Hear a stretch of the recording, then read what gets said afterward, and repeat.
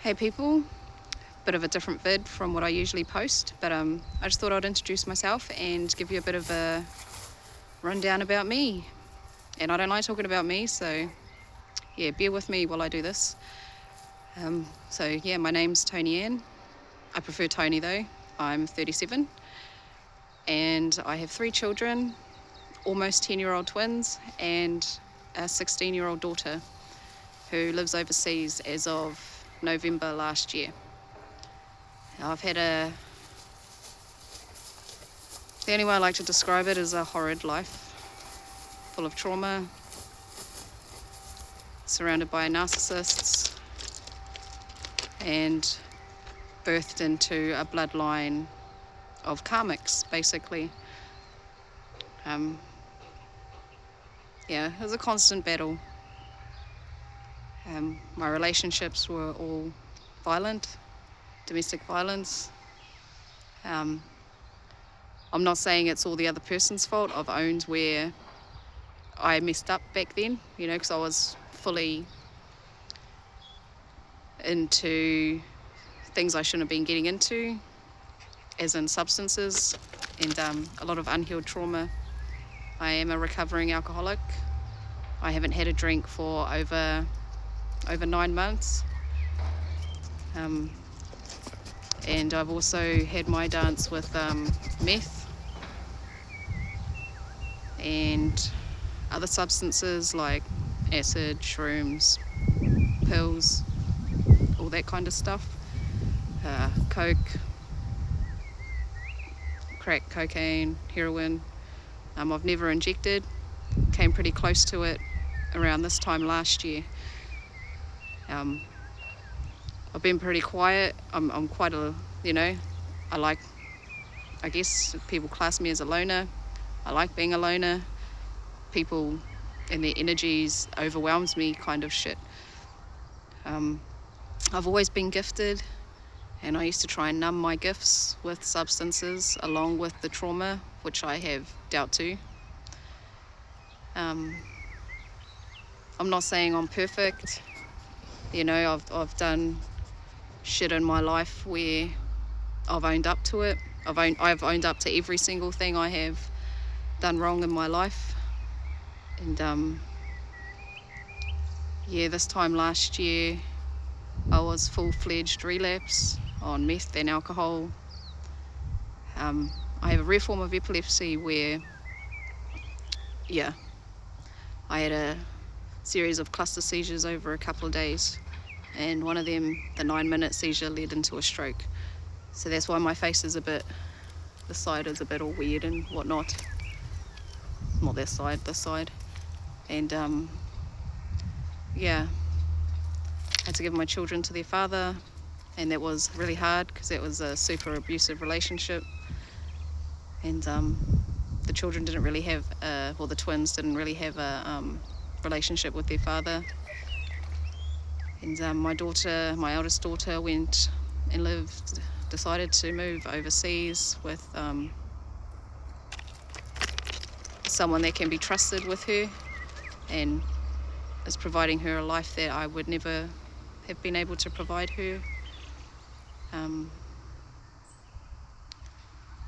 I lost my way. Once the twins left, I had to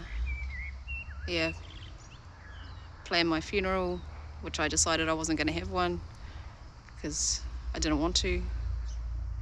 And then it was downhill from there for about 4 months-ish, a bit longer, maybe five, maybe 6 months. And hung out with a heap of people I shouldn't have hung out with, relapsed on meth, relapsed hard on the alcohol. I was drinking every day for quite a few months. I was lost. I was getting arrested quite a bit.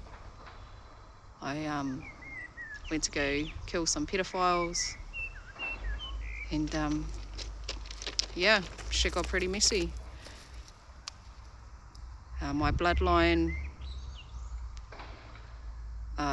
horrible energies. I was raised in and out of foster care. I don't want to go into detail about all that kind of stuff, but I'm sure you kind of know what went down in those homes. But yeah, I don't associate with anyone really because of my untrust towards people.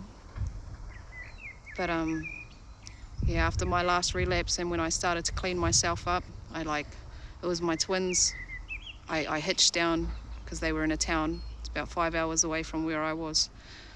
And I hitched down to see them, and I realized what I was throwing away. And that was my beginning of my heart out healing shit. And yeah, sorted myself out. And once I healed through certain things, then my gifts, heightened. And yeah, and now they're like fucking pretty intense, but I'm using them to help people, which I've always done my entire life is help people. I've never been one to hurt people. I've always seen the good in people. Yeah, just a magnet for narcissists, and people that just want to use and abuse. And that's why I choose to keep to myself, because yeah, there's a very small amount of people that I can count on one hand. Actually, there's only one, and she's a soul sister of mine that I met through my journey. And yeah, I choose to keep to myself because I don't want to put myself through unnecessary shit again. But so yeah, I know what it's like when you're full-fledged going through shit, shall we say, and how hard shit can get. And I've still got one more addiction to kick, which is this one. And I'm getting there. I've been weaning myself off because I don't want to cause another seizure. I can't let my body go into shock and overwhelm it. So yeah, so I'm taking it easy with this addiction to wean off it.